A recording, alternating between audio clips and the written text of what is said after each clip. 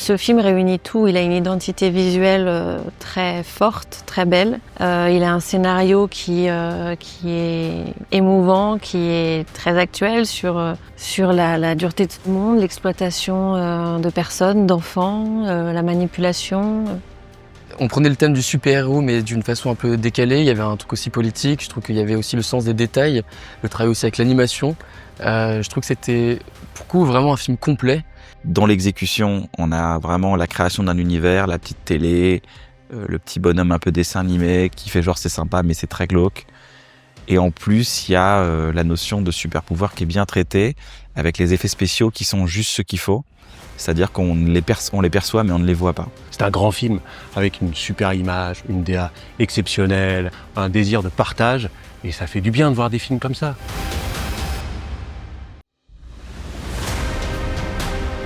J'adore l'idée qu'on plonge dans un univers immédiatement, qu'on puisse cheminer avec le scénario en l'occurrence, à l'aide de comédiennes fantastiques. Mais voilà, on est très content parce qu'il avait un truc global, fort, drôle, grinçant, et les comédiens sont géniaux.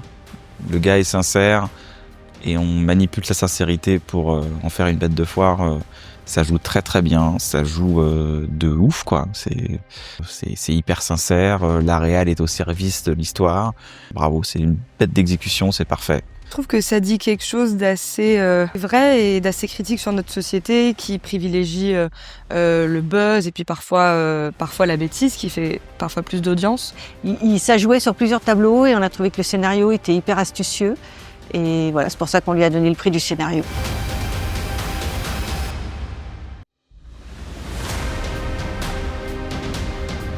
J'ai un choix hyper fort. La DA est frappante. Les touches de rouge à la Almodovar, c'est le plan impactant. J'ai adoré, j'ai trouvé ça d'une poésie, d'une beauté. C'est hyper intéressant qu'à la première seconde, il y a une sorte de bizarrerie pour l'œil, c'est le cas de le dire, vu que la jeune femme est à l'envers. Puis même symboliquement, la symbolique d'être différent, mais de se compléter quand même. Ambitieux, avec une DA très juste, très belle, un conte romantique qui nous remplit d'émotions, malgré l'utilisation d'effets cinématographiques. C'est quand même assez extraordinaire comme situation. En termes de mise en scène, on ne pouvait le donner qu'à l'envers. Parce que ça a vraiment... Le film arrive avec une telle singularité de mise en scène, tellement forte, que c'était une évidence. Marc Tourneboeuf, bravo, excellent sens comique, franchement tu m'as fait kiffer, t'as 3 grosses punches dans le film et à chaque fois ça m'a fait mourir de rire, donc bravo, tu m'as vraiment fait rire. Bravo à ta partenaire aussi qui justement te permet toi d'évoluer dans la comédie. C'est un alliage de technique et d'émotion, quoi. On sent que le comédien vit vraiment l'émotion et la comédie, donc c'est fantastique. Ah, Marc Tourneboeuf, vraiment, il nous a tourné la tête, il nous a fait trop rire jusqu'au bout, jusqu'au moment où laisse-moi dormir. Voilà, il a des séquences vachement courtes, mais vraiment c'est un bon génie comique. Chaque réplique, à chaque fois, énormément de sincérité et d'humour est très touchant et on a envie d'en voir plus, quoi.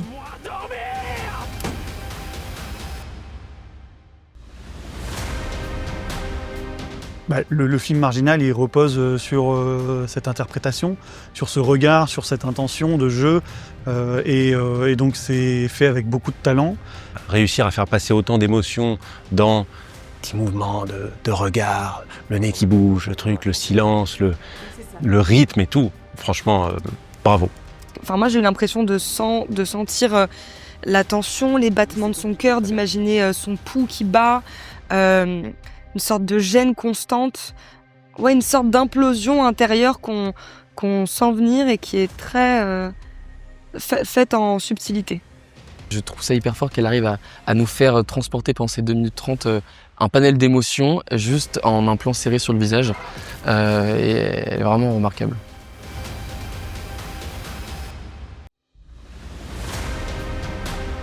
Le travail de la photographie est dingue dans ce film. Il y a un sens de la lumière, des cadrages, une vraie prise de risque, une vraie singularité dans les plans, un souci du détail, dans les objets, la déco, les couleurs. On a vraiment été émerveillés par la manière dont le court-métrage a été agencé. Donc tout ce qui va être lumière, photo, couleurs, c'est des choses qui nous ont marqués.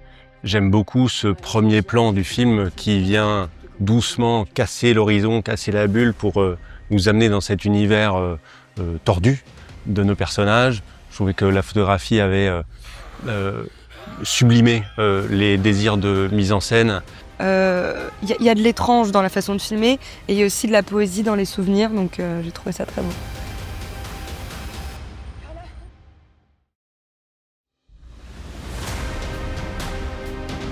J'adore ce film parce que justement il arrive à installer de manière très lente un malaise auprès du spectateur à travers surtout la musique et les regards.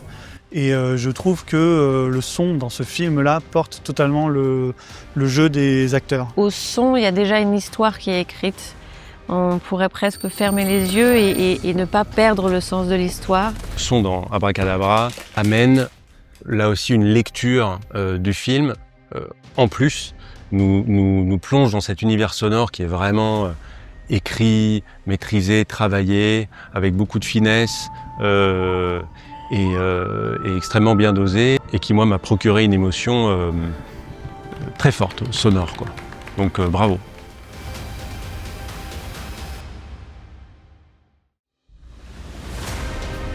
Alors, je trouve qu'Omnibus, c'est un grand film, un grand court-métrage que j'ai personnellement beaucoup aimé. Et le montage, il est vraiment pour beaucoup. Ça nous transporte dans différents endroits et de l'inconscient et du temps. Et voilà, il y a un côté évidemment très Terrence Malick, mais qui fonctionne extrêmement bien, qui est très bien travaillé. Hyper efficace, on comprend tout. Surtout bravo pour la compréhension parce qu'on comprend vraiment tout et dès la première seconde. Donc vraiment, c'est l'âme des très grands montages. Bravo. Grâce au montage, on arrive à ressentir les palpitations et la force de leur histoire d'amour qui aurait pu être ou qui a été. Génialement monté et on était complètement dans l'histoire à chaque fois. Il y avait même le temps de prendre le temps sur certains plans, d'être dans l'émotion, d'accompagner les personnages. Très belle performance de montage.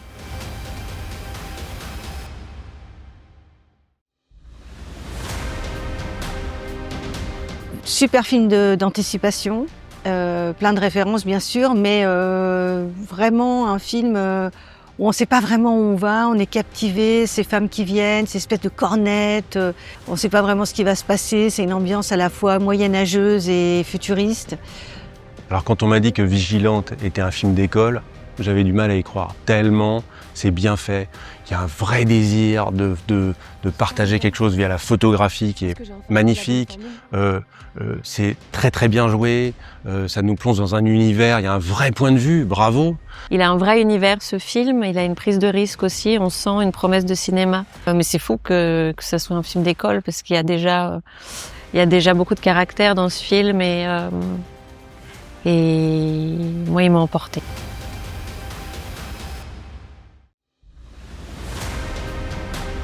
Alors cette phrase, Igor mangeait noisette, ça va nous rester.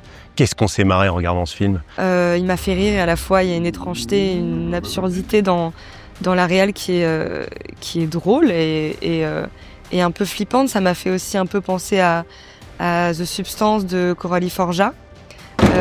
J'aime beaucoup ces films qui prennent le risque d'être complètement lunaire et ça a vachement fonctionné sur moi. Ce film, c'est un peu un ovni, parce que déjà, il y a comment dire, un parti pris de mise en scène qui est très fort, très pop, avec il y a beaucoup d'humour aussi. Enfin voilà, c'est un film qui marche bien et on a beaucoup de... Enfin, on a envie de voir des réalisatrices comme ça, qui s'amusent, qui proposent des univers. On adore et on a envie de lui donner le prix Alice Guy, qui est un prix qui récompense des réalisatrices qui sont audacieuses.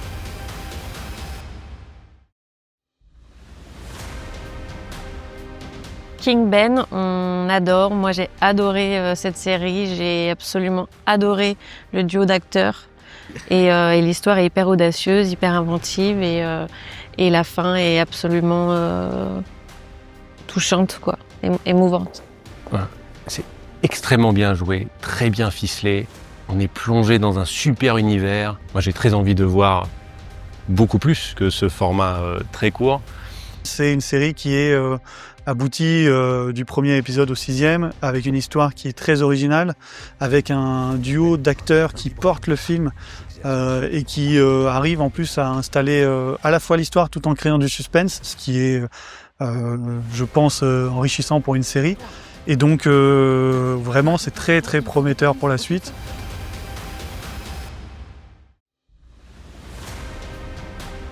Florence Fauquet, dans sa schizophrénie sous IA, elle est exceptionnelle parce qu'elle est capable de jouer deux rôles dans un corps au même moment.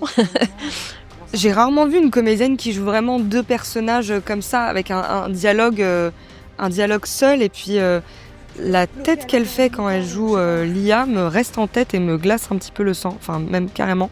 Elle a réussi à me faire peur en fait, et j'ai trouvé qu'elle jouait vraiment très très bien. Le talent, on savait qu'elle l'avait, mais d'avoir à disposition un tel format, une telle histoire qui permettent de le montrer, c'est magnifique pour nous, c'est magnifique pour elle, j'espère. Voilà, en tout cas, ce prix il a été vraiment créé parce qu'on voulait encourager cette actrice et surtout souligner sa performance.